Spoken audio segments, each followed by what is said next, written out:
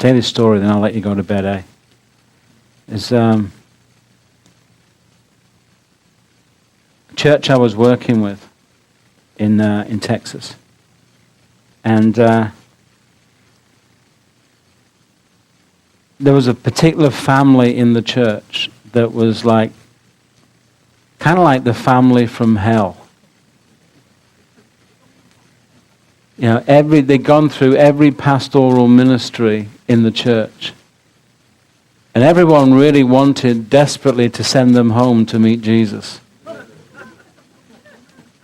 You know, kind of like the people you would love to garrote in love. You know, husband, wife, 2 sons, 2 daughters, guys always out of work, girls always sick. Always short of money. Nothing ever worked. And so I was due to go down there, and they said, well, you know, we need some help with this family. And I'm thinking, yes, shoot them all. And the Lord said, so next time you have a problem, should I be shooting you? So I'm thinking, okay, indirect counselor, thank you. So I said, okay, Lord, what do we do?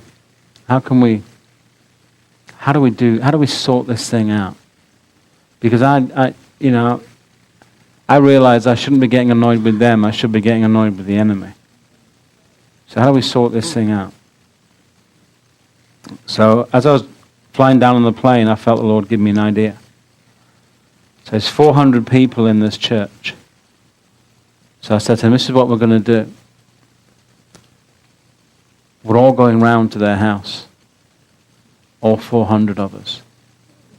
I'm going to charge you all $5 entry fee. So we gave them an immediate cash gift of $2,000, but it only cost you $5.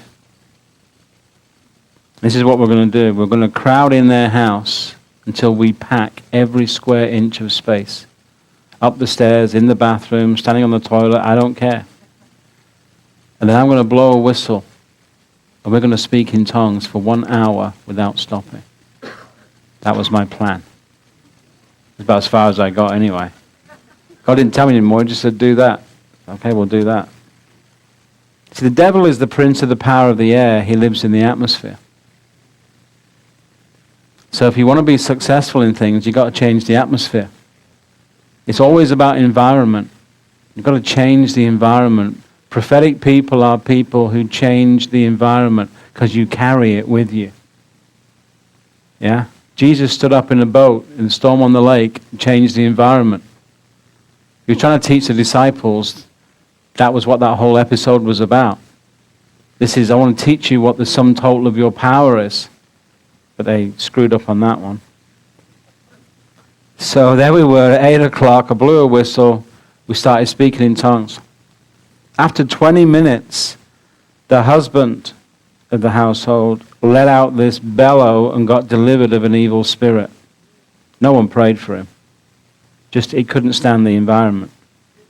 So he requested to leave.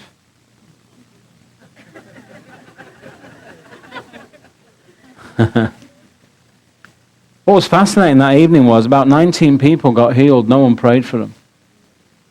What we were doing? We were there, one heart, one mind, one voice, one accord, all speaking in tongues, all in agreement, all in alignment. Heaven came down. Pretty simple, really. And we changed the atmosphere in that place. Within the next week, all the girls got healed, all the guys got jobs. And they've been a great family ever since. Huh. What was really fascinating, which we didn't count on, was about 2 weeks later they were sat down to have an evening meal at the table. And that was a miracle by itself, because they were like a TV dinner family. You know, microwave something, sit in front of the moron's magnet. What's that? So they were all sat down at the table, actually talking to each other. Amazing. Doorbell rings. Open the door. There's a woman they've seen there who they'd never seen before. And she said, I'm so sorry to ring your bell, because I don't belong to this area, but I had to come and ring your doorbell. I'm driving down the freeway, and my husband's just thrown me out. My kids don't want anything to do with me, and my family have turned their back on me. None of my friends want anything to do with me because I've messed up so badly. And I'm driving down the freeway, and I'm thinking about suicide, and I saw this light. And I just knew that if I got off at the next exit and go towards that light, I would get help. And that light was their house. Over the next few months, over 160 people found their way to their front door. We had no idea that 400 people acting in an agreement would create a lighthouse effect. We had to put a team of people in that house during the day just to deal with all the inquiries that were coming. It's funny, isn't it, in the kingdom, you know, you're walking along, you trip up over your bootlaces and end up in something wonderful. Sometimes we just have no idea of the goodness of God that's truly available.